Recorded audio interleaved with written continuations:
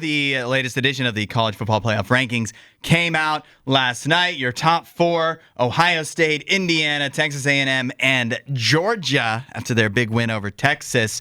The last team in that would be an at-large at this point is now Alabama after they lost to Oklahoma, who does move into the playoffs. The first team out is BYU. Okay. Allie, what do you make of the newly updated college football playoff rankings? I still feel like we have kind of an idea of what it's going to look like, but there's still a lot left to determine in these final, 2 weeks of the season? Because there's still big games left on the schedule. We've got Texas A&M and Texas coming up soon. And we've got Ohio State, Michigan coming up soon. If Michigan somehow goes 5 years in a row, and beats Ohio State, how are you leaving them out of the playoff? That would be the best win on the season. And so, to me, there's still a lot of wiggle room for this to potentially get all changed around. BYU has a big game this weekend against Cincinnati. Could they somehow leapfrog one of these teams if they win? Who knows? Yeah, I realized after this past weekend of football, that we talk about how, it'll all sort itself out. I'm not so sure it's going to sort itself out anymore. We're not many believable results away from having pure about chaos. Half a dozen teams that could all easily be in or out. Like if USC beats Oregon this weekend. Yep. And then you're right. If Michigan wins next weekend, what if Ole Miss, this is not unrealistic, loses to Mississippi State in the Egg Bowl? It could happen. Lane Kiffin's distracted. He's going to take another job. Ole Miss seems safe right now at 6, but Alabama was at 4 and just lost to a better team than Mississippi State. And then, of course, you have Notre Dame still in the playoff where Miami's not, and they both have 2 losses. That I do think will get sorted out because Miami's going to lose a game. But there's going to be quite an opportunity for a logjam and for somebody with only 2 losses to really, like multiple teams possibly, could really have their feelings hurt and be left out. And then meanwhile, you're going to have James Madison or Tulane or North Texas in.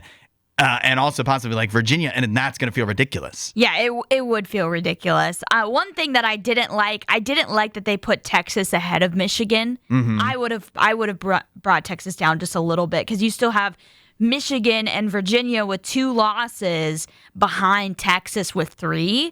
That didn't make a lot of sense to me, so I would have dropped Texas even further. But the fact that they kept Texas ahead of Virginia and ahead of Michigan lets me know what I told you. I might have mentioned it on the air, but my thought process was this is what's going to happen to the committee, and it's going to cause pure chaos.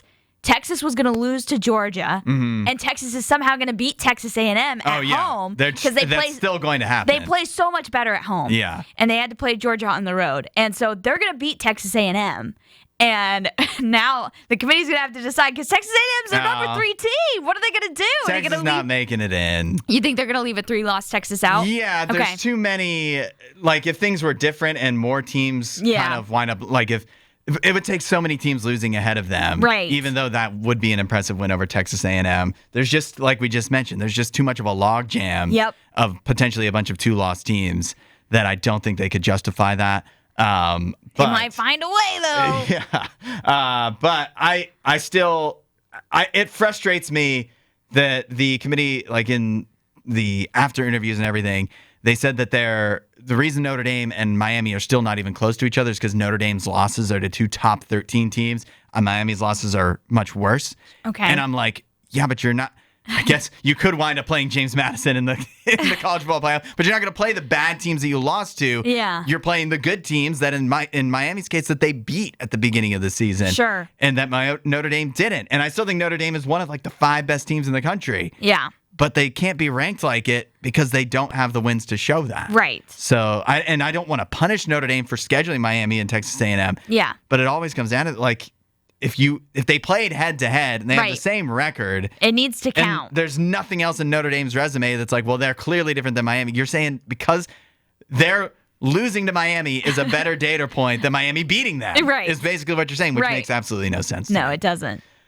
But Maybe we just got to keep repeating. It'll sort itself out. I think it will. At least for the ACC, it will, because Miami may not even play for an ACC championship. And when you see this is where you are in the rankings and you can't finish the season, you deserve what you get.